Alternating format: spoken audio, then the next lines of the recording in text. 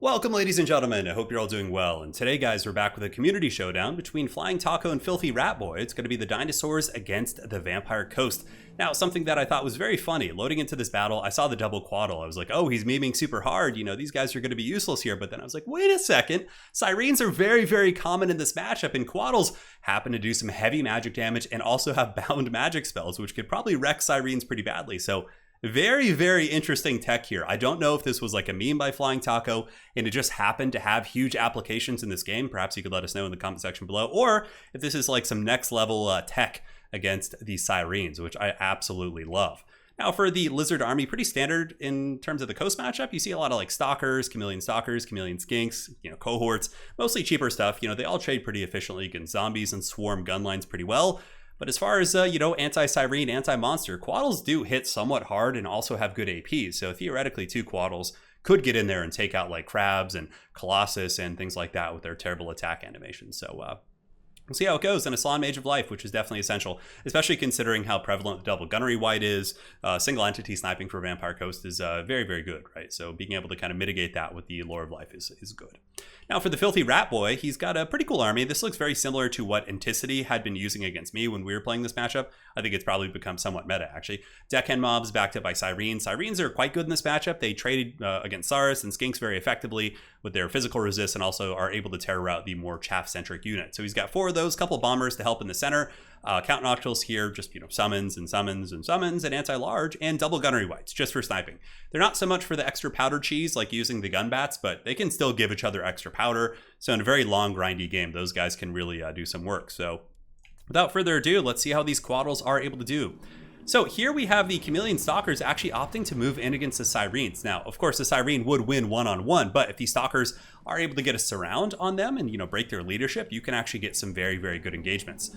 So here we get Skink Skirmishers poking against the Zombie Nation. Over here, the COATLs just kind of sitting, haven't really chosen their angles of pursuit. But if the Sirens overextend away from the center of the Vampire Coast army, I mean, that is fresh fish. That is going to be such a good, easy pick. And honestly, like, these two Sirens right here are just looking to get hunted down. Now here, nice play here by the Flying Taco, knowing that the Sirens did overextend. And yes, an attrition fight, they would eventually be able to beat the Stalkers. But with the cohort of Sotek plus Stalkers 2v1ing them and surrounding them, their leadership will break, therefore getting some crumbling damage. But really, I don't care about anything else that's going on in the battle. I just want to see what the COATLs do. One of them has taken some heavy firepower from the gunnery whites, but regrowth is on the table. Yes, it is. So probably just going to be using a regrowth on this bad boy soon-ish. We do get the Blood Statue of Spite coming in from the Potato Salon here, and that's quite nice. Does a bit of damage. And here comes the COATLs, looking like it's so, their animations are just so terrible. It's almost funny. Part of me wants them to never change. Wow, look at the damage. The Statue of Spite plus the COATLs really getting a ton of work in there. Slans also do magic damage, so the Slan can get in there with his little pimp cane and, you know, potentially do some work. So other Sirens are moving out, but the COATLs are doing a pretty good job breaking down this unit. And now the Lizards are going to be piling in the front, but Bombers shall be responding for the Vampire Coast and will do some excellent work against these units, I'm sure. So here we got double Sirens, and is the cohort of Sotek still here fighting? It looks like they are, but man, oh man, they got some big damage. Maybe Count Nocturals had a pistol summon. I think that's probably what happened. Was able to shoot those guys. So COATL's dropping a massive amount of chain lightning, and it looks like it does get a partial hit here on the Sirens. Not too much, though. I think the best bet for Flying Taco would be to go out here and kill these two Sirens. They're very heavily isolated away from the rest of the army. Granted, the Hard Knock Life is over there and could heal them, but nonetheless, there are a couple decent opportunities here. So Sirens still grinding, just working their way through the Skink cohorts. We got some clever girls, which I would imagine will pile in and help deal with these bombers in a moment, because if not, those bombers are going to do some serious work. Although seeing this Vampire Coast leadership core moving in, I think pulling back is the prudent decision. So yeah, good play here by the Taco moving in. The Deadly Rat does, or the Filthy Rat, I think is his name.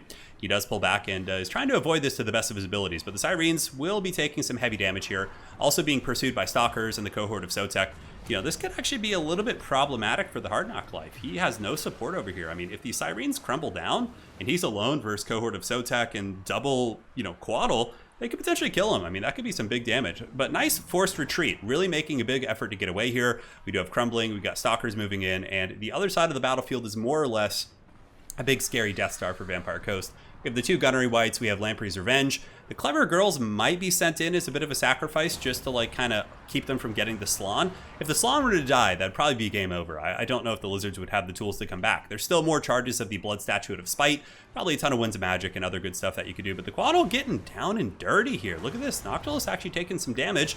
Here are the Sirens getting chipped away by the Chameleon Stalkers, but obviously trading pretty efficiently. The other COATL just haggardly moving on the ground, looking like it wants to go in after your boy Noctilus here, which is a big gamble for sure. I think moving and just finishing off the Sirens is a little bit more of a safe play, but I mean, I could be proved completely wrong here. Let's see. Oh, okay, with the Cohort of Sotek moving in, that actually gives you some AP and poison on the ground to really trap in your boy. Okay, now this changes everything. What Noctilus will probably do is maybe drop a Pistol Summon over here to give him some Overwatch support. Looks like Wraithstorm's going to be coming down. Nice hit there. Does do a couple hundred damage here to the COATL, but its haggard animations appear to save it from getting caught there. More Sirens pursuing the Vampire Coast. Slans are deceivingly fast. Is it just me? I feel like every time I think I'm going to catch a Slann, he like waddles halfway across the map, and I'm just like, God damn it! Can't catch this toad! But Noctilus maybe going to be dropping some sort of an invocation.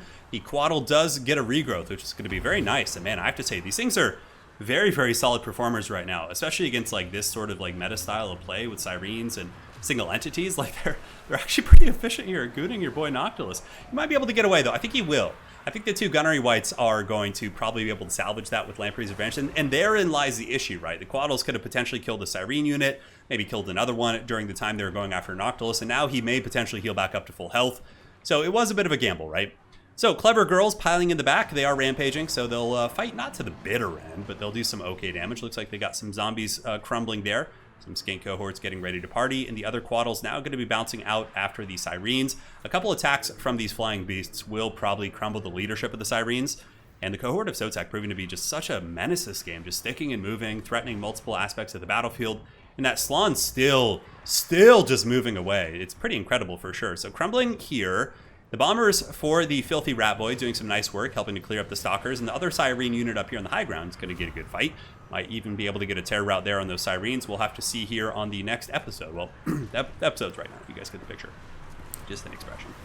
So, Shield of the Old Ones going down. The Aura Pretzel, many of the juicy buffs the Lizards have to bear are coming into fruition here, and certainly helping as the COATLs do go after the Gunnery Whites. And in my experience playing with Lizards, I have had some pretty good success using COATLs against the Gunnery Whites. I find they trade pretty effectively in melee combat. Of course, not at a distance, but here comes Noctilus looking to take out the Battletoad, but the Battletoad's moving, and yeah, again, he's got 4,000 HP. Battletoads are not squishy, but the Crab's coming in, and it looks like the Vampire Coast getting very aggressive trying to finish this off, but this is not going to go well for them. The Battletoad's got some serious protection, and the COATLs are able to like scoop up the vampiric units and kind of push them away, which is hilarious. But I think trying to finish off this Gunnery White here would be the play, and a Bound Banishment from the Slann there, able to tickle the pickle of these Sirens, but not quite finish them, but it does get a nice patch of them just kind of caught up here. But man, oh man, those Sirens are so tough. Even with all this magic damage on the battlefield, you can see how much of a menace they are. Filthy Rat Boy has had some really good micro this game too, so that is obviously a big factor as to why they're alive. I think the average player would have lost most of the Sirens to this amount of magic damage, but clearly an excellent performance here from the Vampire Coast player. So, Slann Mage scurrying away, regrowth on himself to keep that good fight going. We do get Chameleon Stalkers piling in and trying to help wherever they can, and the COATL still battering that Gunnery White, but man, oh man, healing for Vampire Coast has been very good. But these things, it's so cool to see them, like, what a clever build by the Flying Taco, right? You would never think to, like, I wouldn't even, I just, like, look at COATLs typically, and I'm like, okay, like, what stupid build am I going to use today? Like, but he actually brought them in, and as I watch this battle, I'm starting to think this was a very well thought out build, not like a meme build, right? Because it's not like they were trying to hide anything with their aura against Vampire Coast guns. They were just here specifically to deal with Sirens and to goon like Gunnery Whites and things like that. Another nice Shield of the Old Ones going down, going to be giving a substantial amount of ward save. As we do get the skink cohorts moving in, we get some chameleons. Oh, that can be kind of annoying as well. But the presence of those Sirens is really starting to grind down the Lizards' support, right? I mean, it really probably is just going to come down to the COATLs. Are they going to be able to do it, or will Vampire Coast push them back? Noctilus not bad against them, right? He's got a halberd, does have anti-large. I can't believe these Gunnery Whites are still alive, though, man. They've just been tanking like absolute champions. So the Sirens cleaning up the scraps. Bombers have a little bit of ammo. That's also another nice synergy. A lot of people think, oh, they're just going to give each other extra powder, but the bombers can get extra powder from the Gunnery Whites, which is very, very cost effective in like long defenses and really grindy games. I'm sure that probably has happened. So both Gunnery White's very low. Will the Battletoad decide to get in combat? I mean, honestly, turning and fighting Sirens as the Battletoad might not be bad, but no, never mind. Not with Count Noctilus and, you know, company coming after you. So the Hard Knock Life getting in there. Going to be coming in with the overhead steel chair and does get some nice damage. Cold-blooded used on the Slon to make sure his leadership doesn't break. He was in the 30s, so, you know, potentially in the danger zone there, so that's not a bad choice. But I don't see them beating the COATLs. That's something I thought I would never say, but those lizards, whatever the hell they are, yeah, these things are, they're a problem. The Gunnery White here, 536 HP. Looking around in the distance, we do have a couple of units of skink cohorts that could come back and, you know, provide a momentary, you know, repose here for the Slon. Looks like a banishment going to be going down, or a bound ability from the one of the COATLs, because the COATLs have 3 bound abilities. I think they have 2, like Huron and Thunderbolts, and like 1 Chain Lightning, or maybe 1 and 1. I don't use them terribly often, so I'm not sure. But so there goes the Battletoad. He, you know, he fought well. That Battletoad, his mobility scooter really got him around the battlefield pretty effectively. But now the Battletoad is going to be going down for the count. But COATLs are still pretty healthy. Oh my god. Is this going to happen? Are these Gunnery Whites somehow going to live? No way. Okay, that one crumbles down. This one being hunted by the valiant cohort of Sotek. Powerful cohort of Sotek. 30 HP on these last 2 as they drop their hammers and lead to some crumbling. But the Gunnery White able to crab slap him here. COATL's leadership is okay. Oh my god. I think that the Coast might be able to pull this back. Now the COATLs, maybe if they can regroup with the... Oh no, look at this! The tactical reserves! Oh, that would make all the difference. If these skink skirmishers got in here, they don't even need to fight. The COATLs need to pull back. And like let the skink skirmishers move in and just shoot. And just like cycle charge cheese them. Oh!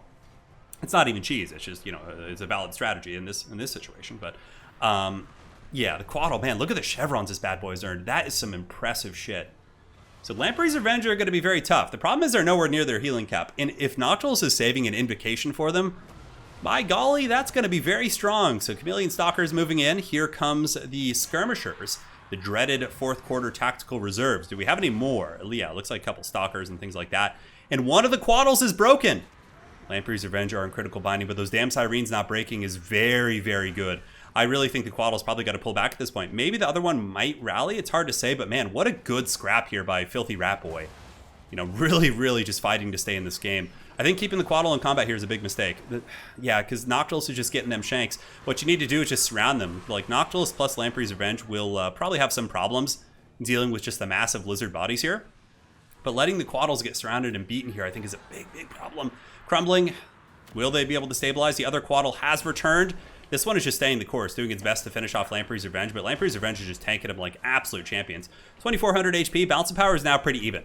Very, very even here. So here comes the COATL coming in here, shooting its lasers at Count Noctilus, trying to get there, but again, you have the ammunition. You don't have to sit in here and sustain combat. You could be cycle charging and getting away from Noctilus doing damage before they can even return the punch. But I guess it's all in, baby. Flying Taco, going deep.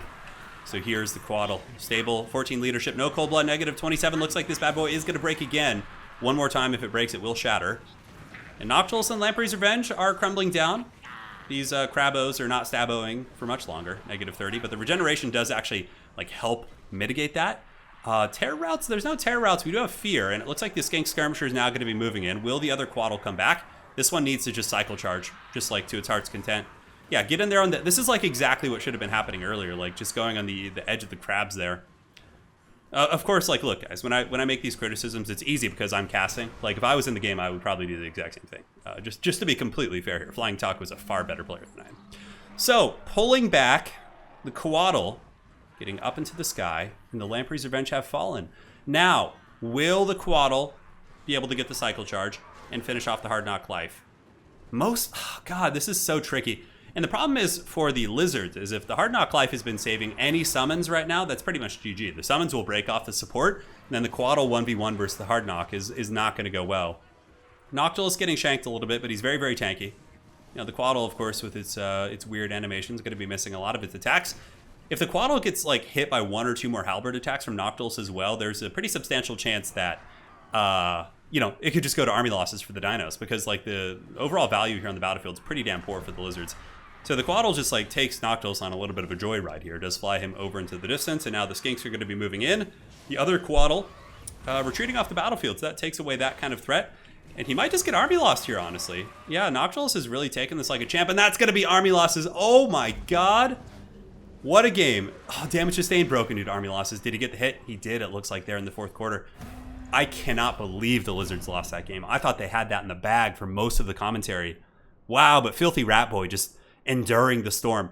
I actually really liked the build by Flying Taco. Oh my god, 3,800 value and 4,000 MVP COATLs. Talk about underperforming for the rest of the army. God damn! COATL meta, baby. Look at that. And yeah, Filthy Rat Boy's build was great. Noctil's 3,200. Pretty hard carry on the Hard Knock Life. Crabs got 3,000 value as well. Sirens were sticky. Didn't do a ton of damage, but yeah, they all did well. Yeah. Good shit, man. That was such a good game. I love both the builds. I think that's a very innovative Lizard build, and I think it's very functional. I think a couple slightly different executions on the endgame COATLs, and it would have been an easy win for the Dinos. But man, crazy stuff. Hopefully you guys enjoyed that one. Hands down, one of the best games we've had in a while. We'll see you next time. Take care of yourselves. Big props to Flying Taco and Filthy Rat Boy, and that is it for now.